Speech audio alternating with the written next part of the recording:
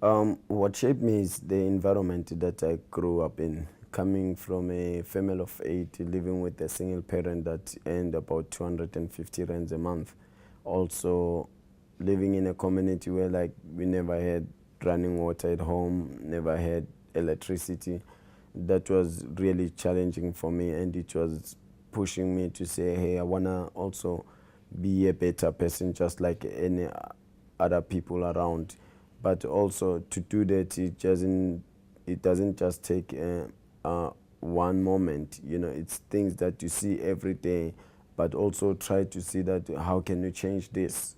And as they say that it's one step at a time. So I felt that I needed to do something with my life, because there's also a lot of pressure where young people, our friends who are not part of this community development, will have a lot of time. So it has to do with sacrifices as well, and knowing exactly what you want, what do you stand for.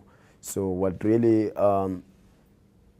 challenged me or pushed me to become a leader, to want to become a leader, was the conditions I grew up in, because being surrounded by developed communities, living in a one-room shack with 9 people, that was very hard for us.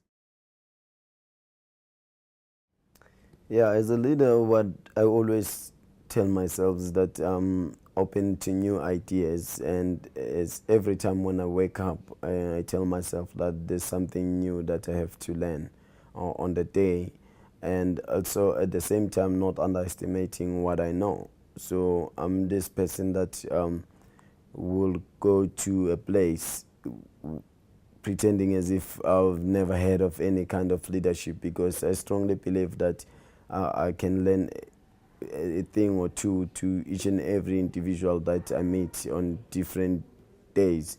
So that really makes me to use that. I keep on humbling myself. I think that's also the power that has helped me, and doing that, I definitely believe that it gives me power to become a strong leader, but also not to underestimate myself, because sometimes as leaders we tend to underestimate ourselves or undermine ourselves.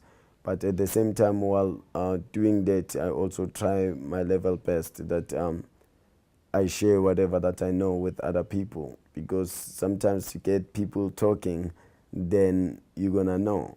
But at the same time, again, I don't expect people to clap hands for me every time as a leader, because in most of the times, leaders are not recognized in their hometowns or own villages. They are recognized by outside. So I'm also open to critics. I do have that space of hearing what I wouldn't like to hear. So I guess those are some of the things that build me, because even if somebody told me that, hey, you're a bad leader, I have a space for that. But as long as I believe in my personal leadership, that's what grooms me. Starting this program, we basically needed some funding, and applying with a number of different government institutions in South Africa and being rejected. For me, I took that as a failure, but also the word fail to me means the first attempt in learning. Every time that I fail, I go back and check if there's anything that I've missed, anything that I've done wrong, and then I'll just evaluate myself and then try again. The dilemma that I faced through my life was also with the organization I lead, because when we started, we actually started as a theater production, because most young people were very interested into arts, even today in our community. And from May until June, July, we ran just performing arts in our program. And there was time where like I felt that no, this is not really gonna take us anywhere. What we need as a community is education, and introducing this tutorial program was not really an easy thing. It angered a lot of people within the program, in a way that some of the people even left the organization, because they thought like we were gonna bore the kids. You know, the kids will come there and then they've got to read every time. But I strongly believed that it's only education that we needed to have in our community, and I stick by my leadership. And today, when we look back at what we have achieved through that decision, I think we are on the winning side, because if we had allowed the dancing to happen every day, we wouldn't really see the difference that we are making. Because at the end of the day, if you empower young people with education, you're empowering them with something that no one's going to take it away from them. What I think that other young people should know is that it takes an individual to make a difference, and never not underestimating their ideas, you know, because in the society that we living in today, it's good that we've been talking global partnerships and other things, but sometimes there's also nothing wrong if you've got to start something and try it. If you don't get the support, continue to try working on that, because it's something that you are really sure about.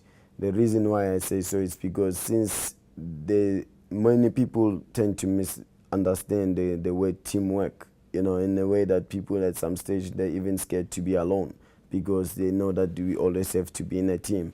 But sometimes for me, I think it's always good to try things alone and see how do they work. And then by the time you are sure about everything that you have planned, then you can present it to the team. Then it becomes a teamwork, because sometimes we hurt each other not unintentionally. You know, I come and say, hey, this is what I'm thinking of doing. And then the first question, if you ask me, is that realistic? You already killed me. And then that kills the whole idea.